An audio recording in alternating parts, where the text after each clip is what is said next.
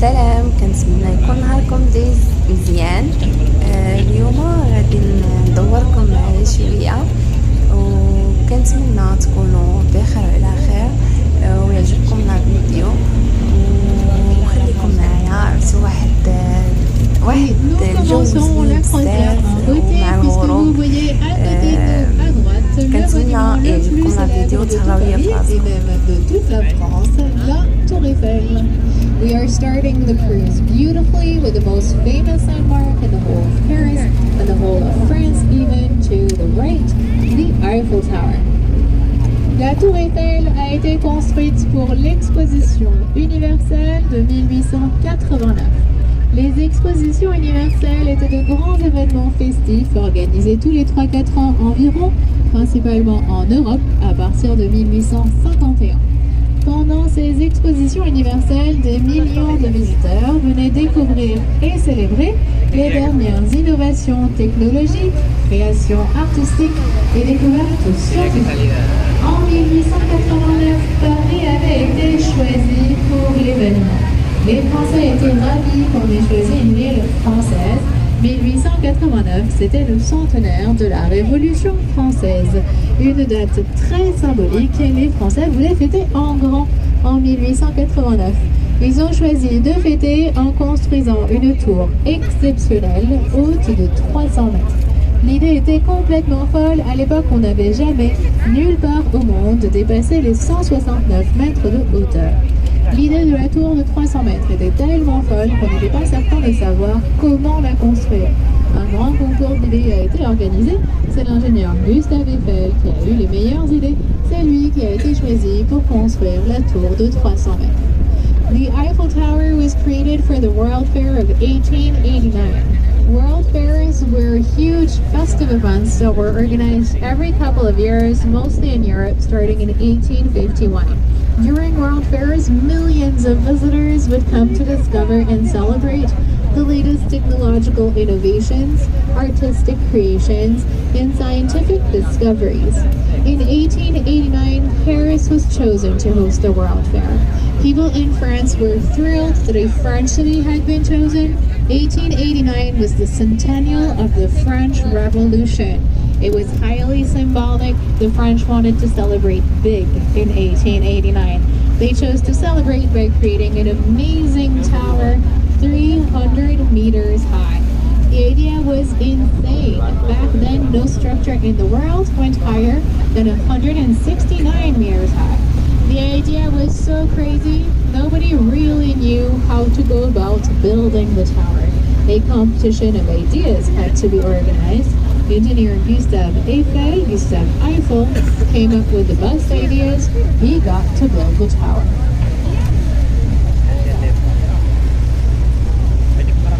On construisait énormément à chaque exposition universelle.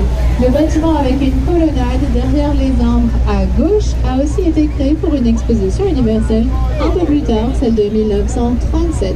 À l'intérieur, on trouve deux musées intéressants, le palais de Tokyo consacré à l'art contemporain et le musée d'art moderne de la ville de Paris. Many new buildings were created each time a World Fair was organized. The building with a colonnade to the left behind the trees was also made for a World Fair. A little later, the World Fair of 1937. There are two interesting museums inside. The Palais de Tokyo, dedicated to contemporary art, and the Museum of Modern Art of the City of Paris. Sous les arbres devant nous à gauche, il y a une flamme dorée. C'est une copie de la flamme que la Statue de la Liberté de New York tient dans sa main. To the left, under the trees, there's a golden flame. It's a copy of the flame that the Statue of Liberty in New York holds in her hand. La Statue de la Liberté de New York avait été offerte par la France aux États-Unis en gage d'amitié. Les États-Unis appréciant l'amitié de la France, ils ont aussi offert des cadeaux. La flamme dorée sous les arbres à gauche et une copie de la Statue de la Liberté plus petite que l'original située sur l'île aux Cygnes à Paris. The Statue of Liberty in New York was a gift from France to the U.S. to show their friendship.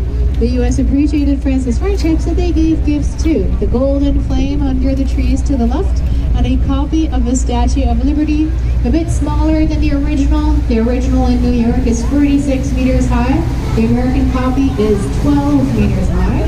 The copy can be found on the Île aux Cygnes, the island of swans in Paris. Devant nous, à droite, il y a des jardins qui semblent flotter directement sur le fleuve, sur la Seine, parce que ces jardins sont installés sur des petites îles artificielles qui ont été créées en 2013 spécialement pour aménager de nouveaux espaces verts. Ça participe d'un effort général pour verdir davantage Paris. Ces jardins flottants à droite portent le nom de Niki de Saint-Phal, en hommage à une artiste franco-américaine, surtout connue pour des œuvres très colorées et très joyeuses. To the right, we're sailing along 5 small artificial islands that were created in 2013 in order to create new green spaces. It's part of a global effort to try and make the city a bit greener. These floating gardens to the right are called Niki de Saint-Phal, after a Franco-American artist mostly known for colorful and joyful artworks. À gauche, les Bateaux-Mouches sont une des compagnies de croisière les plus anciennes de Paris. Les Bateaux-Mouches proposent des croisières sur la Seine depuis le 19e siècle. To the left, the Bateaux-Mouches are one of the older cruising companies in Paris. They've offered cruises on the Seine River since the 19th century. Au-delà des Bateaux-Mouches, au-dessus des arbres à gauche, on aperçoit un drapeau français qui flotte au vent. Il surmonte une vaste structure avec un toit en métal et en verre. C'est le Grand Palais qui va émerger peu à peu de derrière les arbres devant nous à gauche. Un bâtiment immense qui a été créé pour l'exposition universelle de 1900 pour le changement de siècle. Le Grand Palais a été créé pour pouvoir organiser des événements de dimension exceptionnelle. Il est tellement grand qu'à l'intérieur on peut organiser des courses de chevaux. Au début du XXe siècle, on y a organisé des salons de l'aviation. Les avions étaient alors plus petits, on pouvait présenter de nombreux modèles d'avions à l'intérieur. Et pour des fêtes foraines, en 2014 et 2015, une grande roue avait été installée dans la nef principale du Grand Palais. To the left, the gigantic building with a roof in metal and glass and a French flag on top is the Grand Palais, the great palace that was made for the World Fair of 1900 for the turn of the century. It was done to host events of exceptional dimensions. It's so large you can organize horse races inside the building. Plane shows were organized there in the early 1900s. Planes were smaller then. You could show many different types of planes inside. All sorts of events are organized here. For some fun fairs in 2014 and 2015, a Ferris wheel was put in the main nave of the Grand Palais. Devant nous, le pont Alexandre III est souvent surnommé le plus beau pont de Paris. Il est en effet très richement décoré, avec beaucoup de sculptures, beaucoup de dorures. On voulait vraiment, quand on l'a créé pour l'exposition de 1900, que ce soit le plus beau et le plus luxueux qu'on ait jamais vu. On avait même utilisé du cristal de baccarat plutôt que du simple verre pour les réverbères tout le long du pont. Alexander III Bridge is often nicknamed the most beautiful bridge in Paris. It is very ornate with lots of sculptures, lots of gold. They really wanted it to be the most beautiful, most luxurious bridge you've ever seen when it was made for the World Fair of 1900. They even used crystal rather than regular glass for the street lamps all along the bridge. It's also technically impressive. It goes over the whole width of the Seine River in just one arch. This was very hard to do in the 1890s when the bridge was constructed.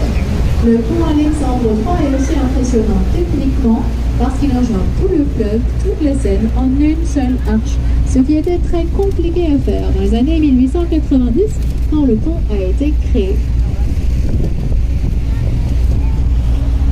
Devant nous, à gauche du pont, là où il y a les tentes blanches, il y a la plus grande place de Paris, la place de la Concorde. Au centre de la place de la Concorde, pour un cache-cache avec les arbres, il y a le plus vieux monument de tout Paris, l'Obélisque de la place de la Concorde, avec son pyramidon doré au sommet, a été créé pendant l'Antiquité égyptienne sous le règne du puissant pharaon Ramsès II. On va l'apercevoir brièvement entre les arbres, le voici ici, on le verra mieux juste avant et juste après la traversée du pont. Ahead to the left of the bridge, there is the largest square in Paris, Concorde Square, and in the center, playing hide and seek with the trees, there is the oldest monument in the whole of Paris. The obelisk on Concorde Square with its golden top was made during Egyptian antiquity under the rule of powerful pharaoh Ramses II. The golden top of the obelisk is peaked here and there above the trees. We'll see the obelisk bust right before and right after crossing the bridge. L'obélisque de la place de la Concorde, c'est un cadeau magnifique que l'Égypte a offert à la France en 1830. C'est un cadeau exceptionnel, mais aussi très encombrant. Il est en granit et pèse 222 tonnes.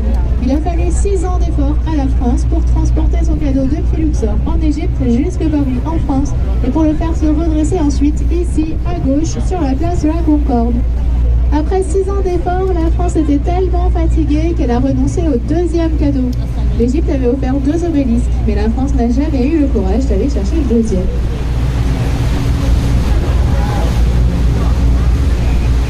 We can see the obelisk again briefly as we exit the bridge to the left. This obelisk with the golden top to the left was a beautiful gift that Egypt gave to France in 1830.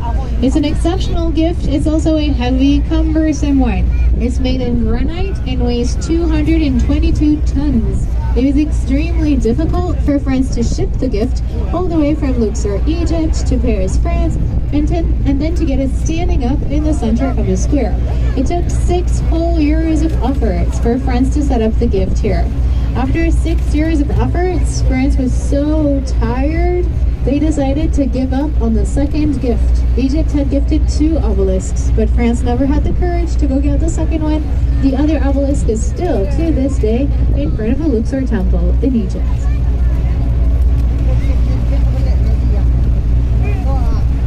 Devant nous, à droite, on trouve un élégant bâtiment du XVIIIe siècle avec une coupole verte et un drapeau français par-dessus. C'est l'Hôtel de Salm, un bâtiment qui a fait une forte impression sur un visiteur américain du nom de Thomas Jefferson. Quand Jefferson se trouvait à Paris, il a adoré l'Hôtel de Salm. Il venait l'admirer tous les jours. En souvenir de son admiration, une statue de Jefferson a été placée au bout du pont à droite, tournée vers l'Hôtel de Salm, comme s'il continuait de l'admirer. De retour aux États-Unis, il a aussi voulu que l'inspiration soit prise de ce bâtiment pour ses maisons états-uniennes, comme la Maison Blanche de Washington. To the right, at the end of the bridge, there is a statue of Thomas Jefferson. When Jefferson was staying in Paris in the 1780s, he absolutely loved the elegant building with a green cupola to the right, the Hôtel de Salm. He would come to admire it every day. That's why a statue of Jefferson was put at the end of the bridge. To the right, turn towards the Hôtel de Salm.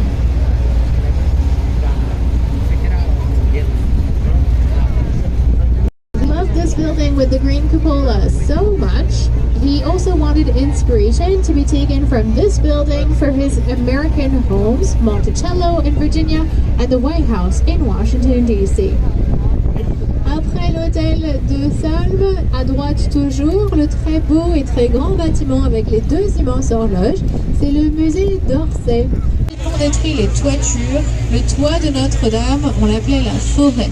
On avait utilisé tant de poutres de bois pour réaliser la charpente que quand on se trouvait en dessous, on avait presque la sensation d'être dans une forêt. Le toit a entièrement brûlé, la flèche qui surmontait les toitures a aussi été détruite, mais heureusement, l'essentiel du bâtiment a été sauvé des flammes, ainsi que l'essentiel des vitraux et des œuvres d'art à l'intérieur.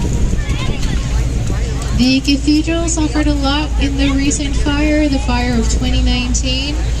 The fire destroyed the whole roof. The roof of Notre Dame was nicknamed the forest. So many wooden beams had been used to create the roof. When you were underneath it, it almost felt like being in a forest. The roof burned entirely, so did the spire on top, but thankfully most of the The cathedral suffered a lot in the recent fire. The damage can mostly be seen here on the side.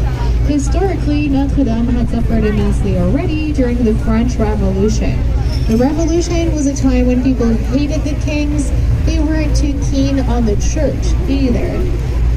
the time, many people went to Notre Dame to voluntarily damage it, and so much harm was caused to the building that in the early 1800s, Notre Dame was becoming a ruin.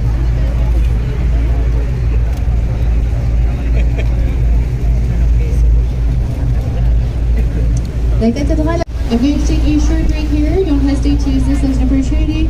If you wish to go to the bar in the interior spaces, if you need to use the restroom at the back of the boat, or if you have questions you'd like to ask, you'll find me in the interior spaces of the boat.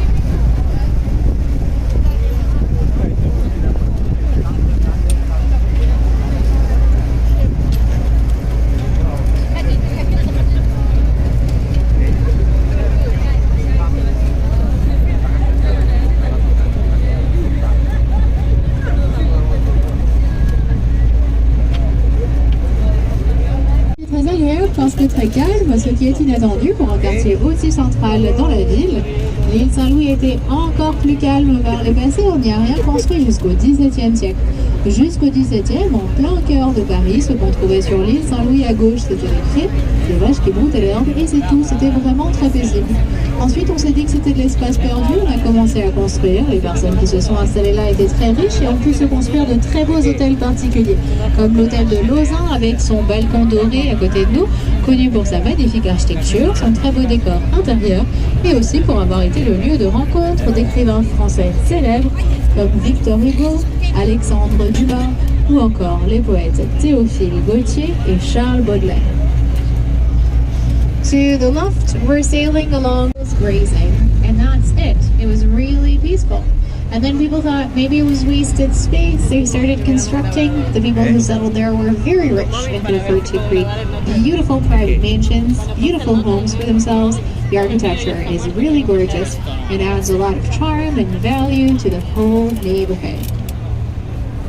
Ici, nous allons marquer une courte escale pour permettre à ceux d'entre vous qui ont un billet pour Pont-Marie Notre-Dame de descendre ici, puis nous continuerons jusque la Tour Eiffel.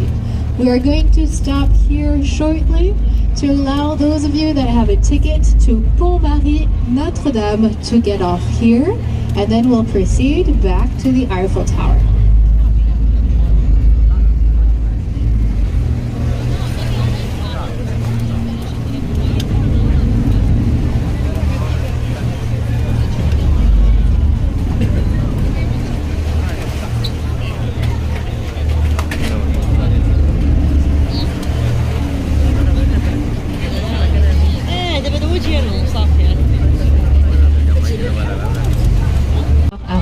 Il y a 20 arrondissements en tout. La mère de toute la ville a la plus grande et la plus belle des mairies, l'hôtel de ville à droite. Il est de style Renaissance sans pour autant être d'époque Renaissance.